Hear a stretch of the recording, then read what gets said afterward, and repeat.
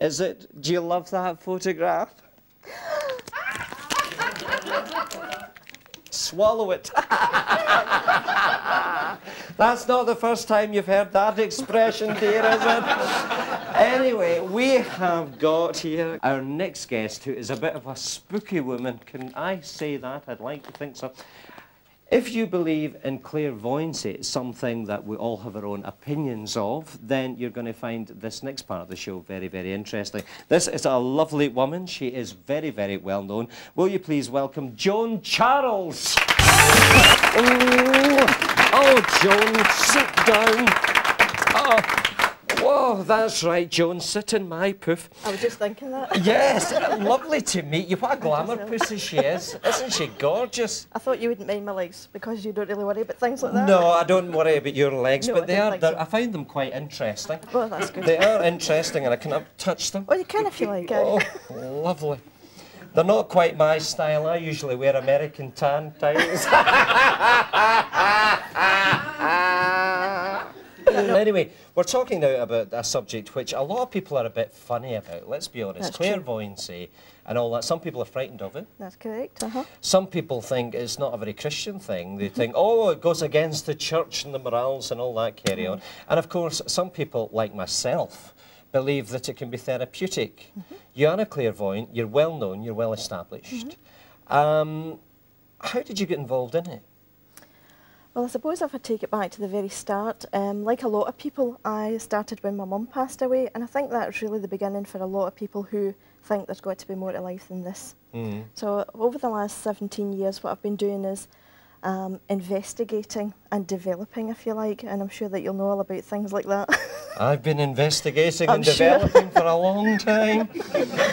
And basically things have moved along, you know, from one thing to another. I worked for a newspaper for a long time. I've done shows all over, and I do quite a lot of teaching on the subject as well. So you must be good at what you do. There's a lot of people who turn around and say, what a load of rubbish, you're a fraud. There are a lot of frauds out there, though. There definitely are, There are people out there, and you know, you can't blame a lot of people because there's people out there who are charging 20 quid, 25 quid for a reading. They call it a reading, and it's a load of rubbish. You know that yourself. But of course, there's a lot of people who do take it very seriously. There is the spiritualist church. That's correct. It's spooky. I didn't do anything. Wasn't me. Oh, I thought I'd had a prolapse. What was that? Did you see that? Is there anybody there? Did you see that? That's my guide, it's okay. Now that was strange, everyone, because in all seriousness, I know a lot of you laughed there and you thought, well, maybe there was a trick there. There was, you know, somebody perhaps pulling a wire. But honestly, in all seriousness, nobody touched that. I was sitting here and that thing went tuppity, tuppity, tuppity. Did you hear it? Oh my goodness. The hairs in the back of my neck are going erect. Please, audience, remember you're out. But, you know, you say that was your guide, and it's strange that, because I believe that it was a guide. I believe that that was something. Let's hope that, is it a man or a woman? Oh, it's a man. It's all so good. On your side. Oh, good. Keep him behind me. I'll be quiet.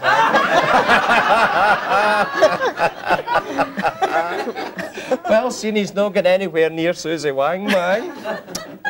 Poor Susie Wang. But in all seriousness, I mean, you've obviously done this for a long time, done shows. What sort of things do you tell people? I try to be very responsible as to what I tell people, because I feel that a lot of people are very vulnerable and we're dealing with emotions here, so I'm very responsible. You can tell people anything. You tell people simple things that maybe mean nothing to anybody else, like your chip pan went in fire, but it means something significant to them, and as long as it's significant to them, that's the main thing. Also about people who have passed over, things about that, and personal issues as well, which I only do in a one-to-one, obviously, because it's not to be aired for everybody. What if you, for example, were to get a message through that somebody was going to die, for example? How responsible are you there? Do you tell the person, or do you not tell the person? Well, I try to. Where are the limits with I that? definitely don't play God. It's not my job to play God. and if they've to pass from this life to the next, I feel that that's the way it's to be.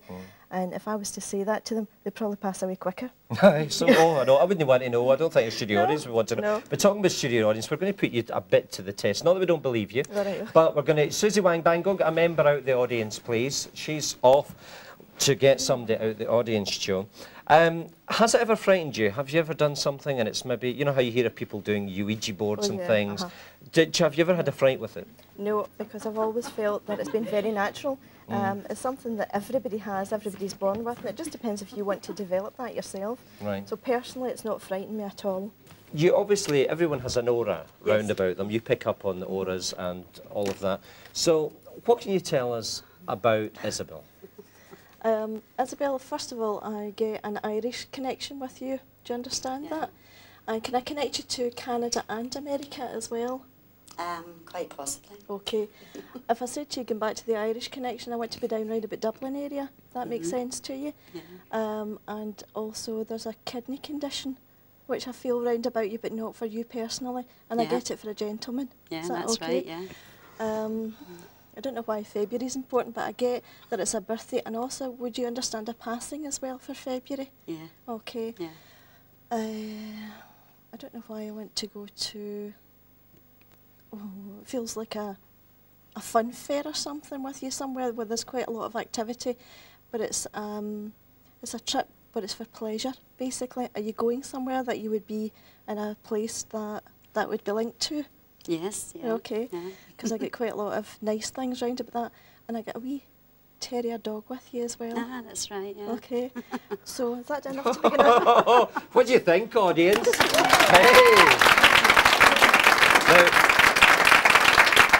Now, it's a bit strange that, because obviously my job as a presenter, I've got to be diplomatic about the whole thing and to a certain degree quite negative about that. But I'm not, because I know personally that's something that I do believe in.